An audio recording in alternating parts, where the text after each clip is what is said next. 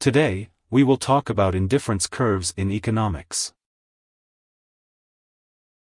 An indifference curve is a chart showing various combinations of two goods or commodities that consumers can choose. At any point on the curve, the combination of the two will leave the consumer equally well off or equally satisfied, hence indifferent. For instance, if you like both hot dogs and hamburgers, you may be indifferent to buying either 20 hot dogs and no hamburgers, 45 hamburgers and no hot dogs, or some combination of the two, for example, 14 hot dogs and 20 hamburgers. Either combination provides the same utility. Standard indifference curve analysis operates using a simple two-dimensional chart. Each axis represents one type of economic good. Along the indifference curve, a consumer will have no preference between any of the combinations of goods represented by points on the curve. This is because the combination of goods on an indifference curve provides the same level of utility to the consumer. For example, a young boy might be indifferent between possessing 2 comic books and 1 toy truck, or 4 toy trucks and 1 comic book, so both of these combinations would be points on an indifference curve of the young boy. Indifference curves are heuristic devices used in contemporary microeconomics to demonstrate consumer preference and the limitations of a budget. Economists have adopted the principles of indifference curves in the study of welfare economics. Indifference curves operate under many assumptions. For example, each indifference curve is typically convex to the origin, and no two indifference curves ever intersect. Consumers are always assumed to be more satisfied when achieving bundles of goods on indifference curves that are farther from the origin.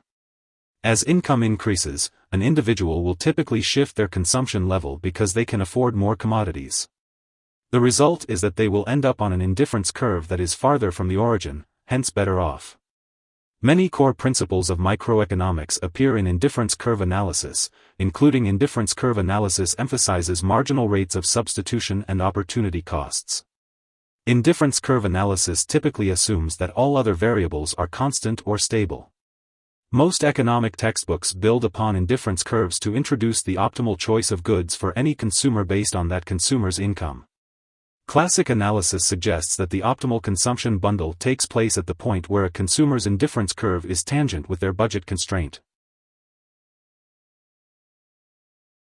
Indifference curves, like many aspects of contemporary economics, have been criticized for oversimplifying or making unrealistic assumptions about human behavior. For example, consumer preferences might change between two different points in time, rendering specific indifference curves practically useless. Other critics note that it is theoretically possible to have concave indifference curves or even circular curves that are either convex or concave to the origin at various points. An indifference curve is used by economists to explain the trade-offs that people consider when they encounter two goods that they wish to buy. Because people are constrained by a limited budget, they cannot purchase everything. Instead, a cost-benefit analysis must be considered. Indifference curves visually depict this trade-off by showing which quantities of two goods provide the same utility to a consumer. Here are 4 key takeaways. 1. An indifference curve shows a combination of two goods in various quantities that provides equal satisfaction, utility, to an individual. 2. It is used in economics to describe the point where individuals have no particular preference for either one good or another based on their relative quantities.